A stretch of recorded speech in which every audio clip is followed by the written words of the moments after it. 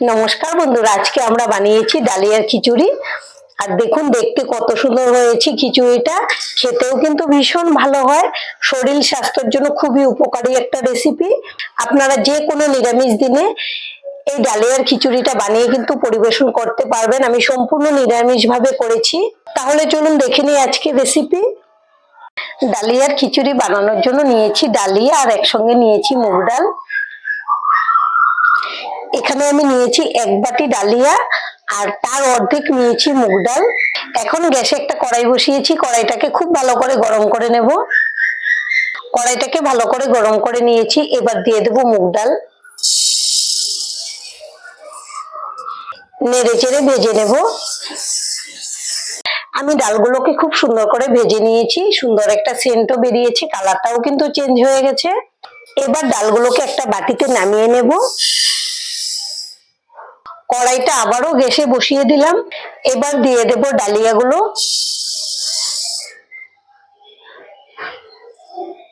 গ্যাসের ফ্লেমটা low to মিডিয়ামে রেখেছি। এখন ভেজে নেব নেড়ে চেড়ে। ডালিয়াগুলোকে লো আছে 5 মিনিটের মতো খুব ভালো করে নেড়ে চেড়ে ভেজে নিয়েছি। ডালের সঙ্গে একসঙ্গে নামিয়ে নেব। এখন জল দিয়ে খুব ভালো করে ধুয়ে নেব। আমি ডালিয়া আর ডালগুলোকে খুব ভালো করে 5 বার ধুয়ে নিয়েছি। এখন কিন্তু জলটা পরিষ্কার বেরিয়েছে। এই জলটাকেও ফেলে দেব।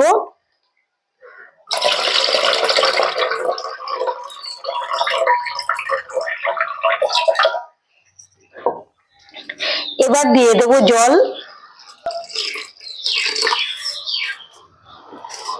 ঢাকা দিয়ে 10 মিনিট রেখে দেব, তাহলে কিন্তু অনেকটা নরম হয়ে যাবে। 10 মিনিট পর গ্যাসে আরেকটা কড়াই বসিয়ে দিয়েছি। এবার দিয়ে দেব জল। এবার দিয়ে দেব ডাল আর ডালিয়া।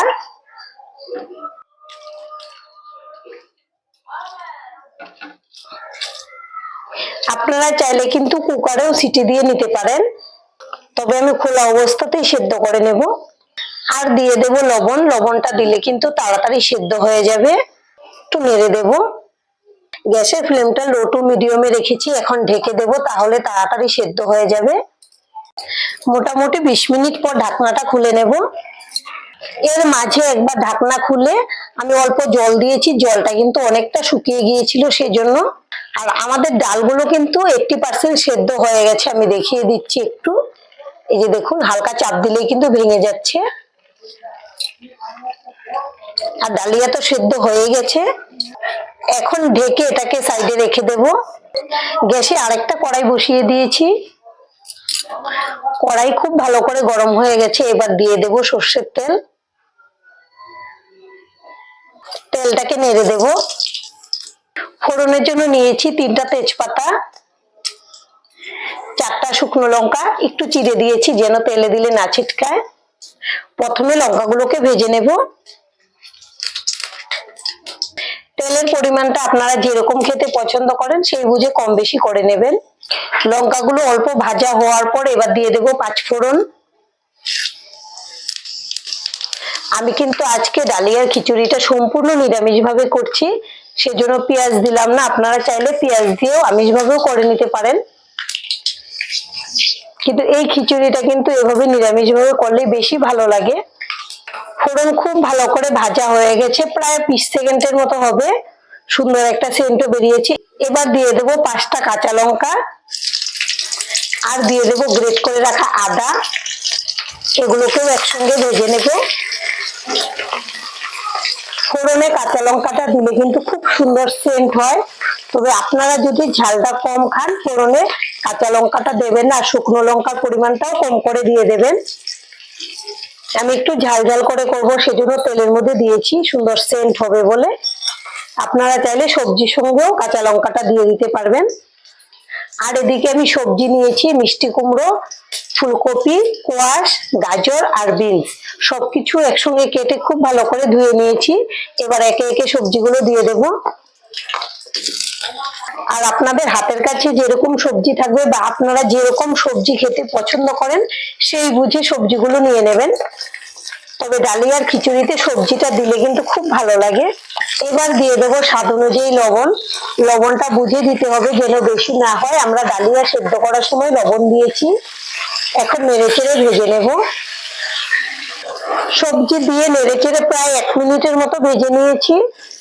এখন ঢেকে দেব, তাহলে সবজি খুব তাড়াতাড়ি সেদ্ধ হয়ে যাবে। আর গ্যাসের ফ্লেমটা লোতে রেখেছি। সবজিগুলোকে 10 মিনিট লো আঁচে রান্না করে নিয়েছি। এখন ঢাকনাটা খুলে নেব। এর মাঝে আমি ঢাকনা খুলে 3 বার নেড়েচেড়েও দিয়েছি। আমাদের সবজিগুলো কিন্তু 80% সেদ্ধ হয়েও গেছে, অনেক কিন্তু আগের থেকে কমে গিয়েছে সবজিগুলো। এখানে কিন্তু মশলা খুব বেশি কিছু লাগবে না। নিয়েছি জিরে গুঁড়ো আর হলুদ গুঁড়ো, দিয়ে দেব। এখন নেড়েচেড়ে ভেজে নেব। মশলা দিয়ে আরো নেড়েচেড়ে ভেজে নিলাম, প্রায় 1 মিনিট হবে। এখন ডালিয়াগুলো দিয়ে দেব।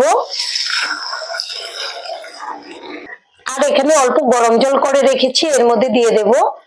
এখানে কিন্তু ঠান্ডা জল মেলানো যাবে না। এবার খুব ভালো করে নেড়েচেড়ে মিশিয়ে নেব। এখন আমি গ্যাসের ফ্লেমটা হাইতে করে দিয়েছি। খুব ভালো করে মিশিয়ে নিলাম। এখন খোলা অবস্থায় আরো 10 মিনিট রান্না করে নেব। 5 মিনিট রান্না করে নিয়েছি।